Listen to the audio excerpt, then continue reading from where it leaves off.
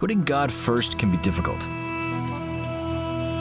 What can we learn from Daniel that will help us put God first in our lives today?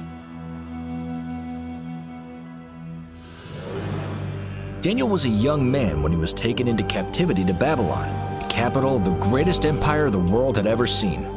King Nebuchadnezzar always took the best and brightest young men as captives from the many nations he conquered. He would then teach them the Babylonian science and religion, knowing that they would significantly contribute to the expansion of his kingdom.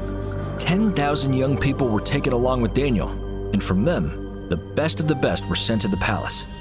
Daniel, Shadrach, Meshach, and Abednego were some of these. Their first test was with food. In fact, since the time of Eden, God's people have been tested with food. Food has been a representation of either devotion to God or rejection of His word. But in their case, putting God first could have cost them all the privileges afforded them, or worse, they could lose their lives. However, these young men decided to put God first, no matter what happened. They couldn't be forced or bribed to do otherwise. Faithfulness with their diets not only gave them superior physical strength, but, most importantly, greater mental and spiritual discernment. So, it was not by chance that they became the top students in the Babylon University. Later, Daniel would be put in charge of all other scientists, while his three friends would eventually become the top leaders of Babylon's capital city. All this because they decided to put God first.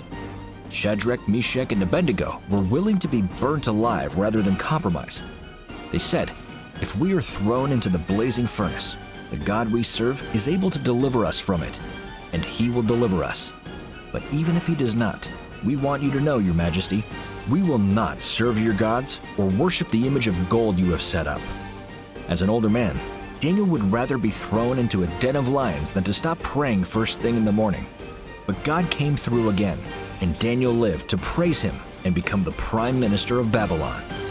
Daniel put God first. His example compels us to do the same. As the deacons collect the tithe and promise, we are challenged to put God first.